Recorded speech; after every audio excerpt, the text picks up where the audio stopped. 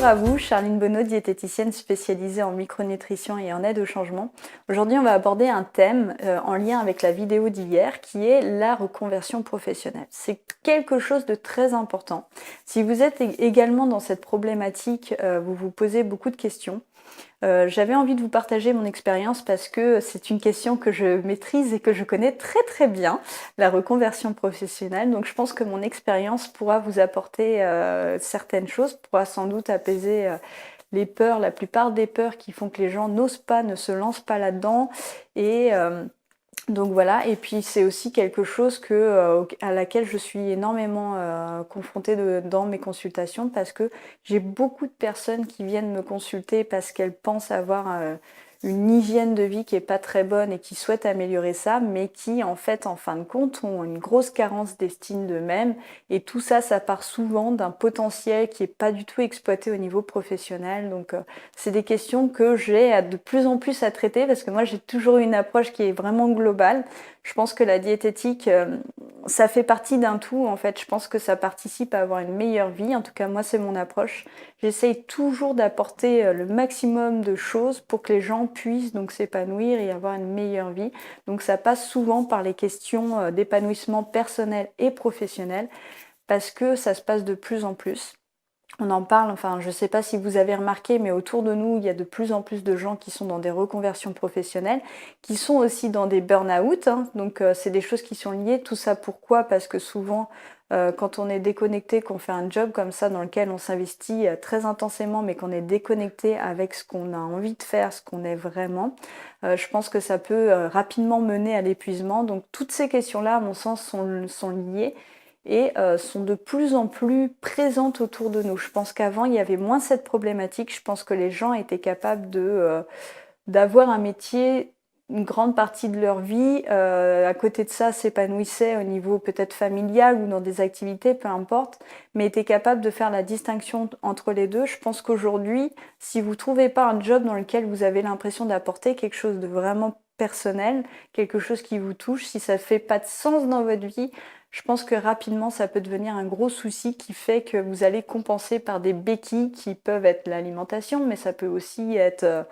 ça peut être les drogues, ça peut être l'alcool, ça peut être tout un tas de choses. Les dépenses, il y a énormément de gens endettés qui font de la consommation comme ça pour compenser ce mal-être qu'ils ont dans ce domaine-là, tout simplement parce que je pense que si on n'exploite pas vraiment son potentiel. Je pense qu'on a tous un énorme potentiel, on a tous un rôle à jouer en fait dans cette société, à apporter quelque chose. Et je pense que quand on ne l'utilise pas, de plus en plus, ça finit par ronger, ça finit par créer une énergie négative à l'intérieur qui fait que vous êtes obligé de la compenser. Donc ça explique sans doute beaucoup de choses, beaucoup de mal-être qui ressortent de plus en plus dans la population.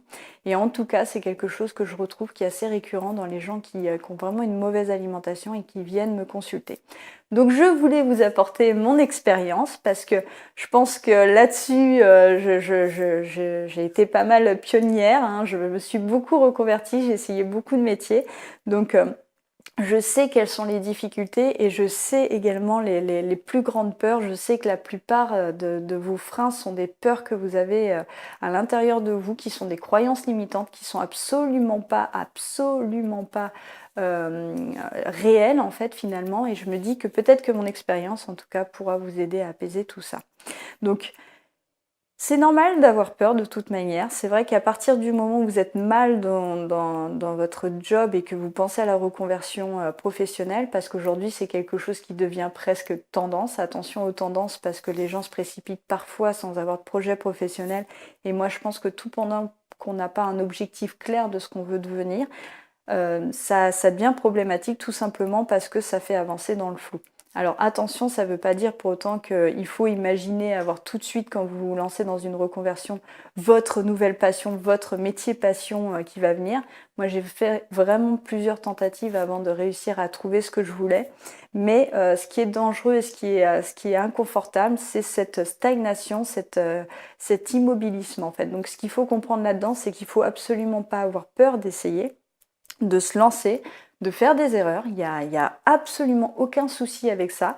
Pour vous dire, moi j'ai vraiment essayé, mais un très grand nombre de métiers avant de réussir. Je pense que la plus grande difficulté pour moi, c'était le regard d'autrui parce que bon nombre de personnes, même de mon entourage très proche, ne m'ont pas soutenue et ont plutôt pensé que j'étais quelqu'un d'instable, voilà, que je trouverais jamais ma voie. Alors que moi, j'étais convaincue que j'avais quelque chose à apporter dans un certain domaine et je cherchais tout simplement ce domaine. Donc ce qui va faire la différence, c'est que je n'ai jamais abandonné jusqu'à trouver aujourd'hui ma voie dans laquelle je suis vraiment bien.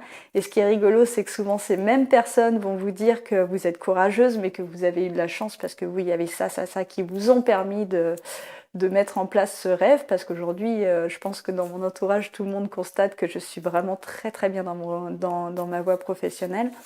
J'ai fait ma reconversion, j'ai mon cabinet aujourd'hui, j'ai cette chaîne YouTube que j'aime beaucoup aussi. Donc je fais énormément de choses qui me plaisent. En tout cas, je peux pas être plus épanouie au niveau professionnel que ce que je suis actuellement. Donc je pense que c'est une grande, grande chance.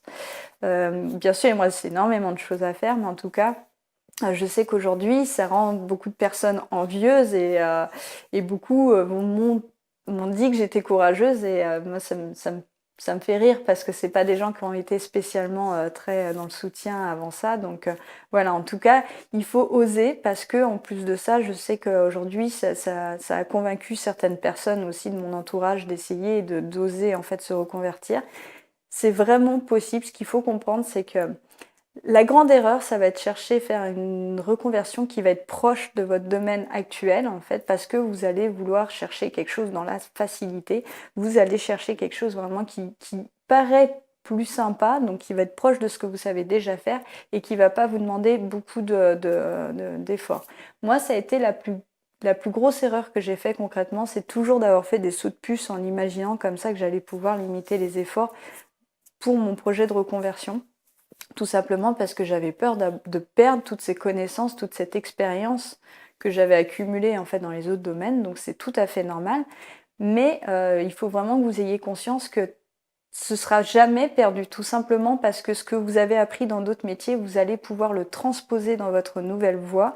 Et tout ça, ça va être des forces qui vont vous distinguer. Il y a une énorme concurrence sur tous les domaines, de tous les métiers. À chaque fois, j'entends oui, c'est bouché. C'est bouché partout, hein. Faites-vous une raison de toute manière, c'est bouché partout. Par contre, ce qui va faire la différence, c'est effectivement donc toutes ces petites cartes que vous allez apporter parce que vous avez un passé qui a fait que vous avez vraiment accumulé d'expérience dans d'autres domaines. Donc vous allez avoir un regard nouveau qui va vraiment apporter un plus, ça je vous le garantis.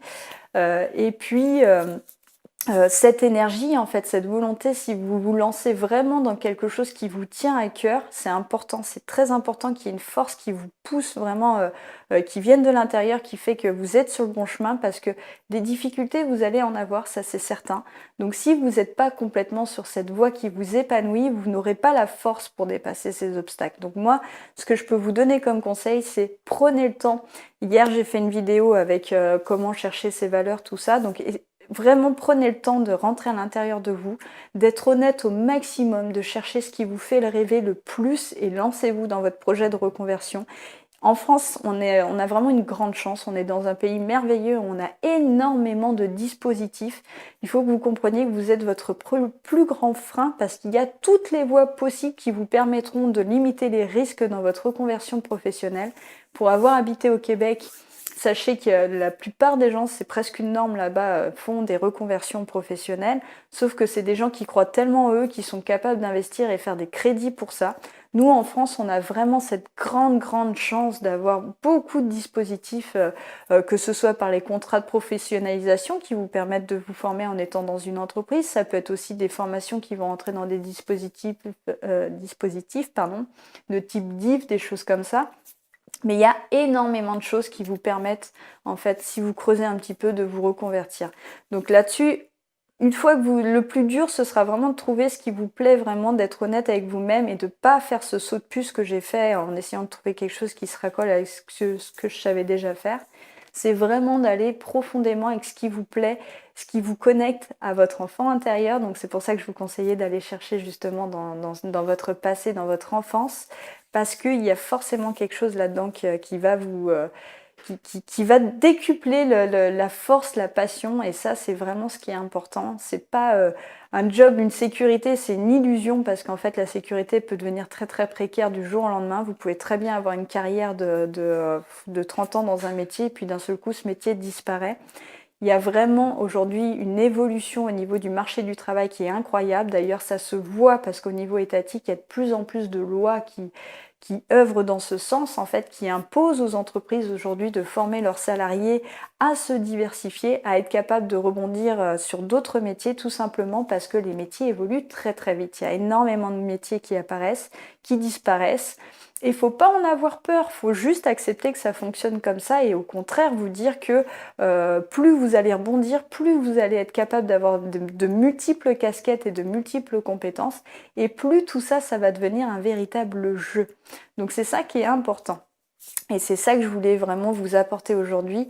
Vraiment vous pousser à chercher quelque chose qui vous épanouisse, parce que c'est toute la différence. Votre vie, elle va prendre de la saveur à partir du moment où vous serez connecté à ce que vous apportez, à partir du moment où vous aurez vraiment cette sensation d'apporter chaque jour quelque chose à cette grande communauté. En fait, on dit que les gens deviennent de plus en plus individualistes.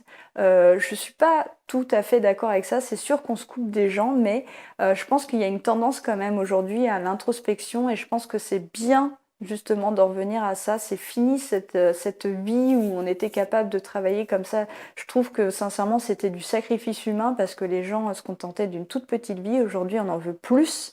C'est ce qui explique d'ailleurs que les adolescents soient de moins en moins motivés, mais ça se comprend tout à fait. Je ferai sans doute une vidéo là-dessus, parce que je pense qu'il y a un regard à changer par rapport à ça, à comprendre, et c'est très important parce que ça peut éclairer donc, et amener à changer un peu l'approche. C'est une vidéo qui est un peu plus longue que ce que j'avais imaginé, donc je vais m'arrêter là. C'est un sujet qui me passionne. Si ça vous intéresse, je peux vraiment rentrer un peu plus dans le détail de la reconversion, de ce que vous pouvez mettre en place, parce que je pense que ça, c'est un outil majeur si vous voulez arriver à l'épanouissement personnel. Ça, plus une alimentation, je vous garantis que votre vie, elle peut passer vraiment à un échelon supérieur. Et c'est ce qui pourra vraiment vous apporter le bonheur au quotidien, c'est très important. Voilà, donc c'est tout pour aujourd'hui. On se retrouve demain pour une prochaine vidéo. En attendant, n'oubliez pas qu'un changement alimentaire, ça passe par un changement global, et que tout ça, ça repose sur un pourquoi fort. À demain!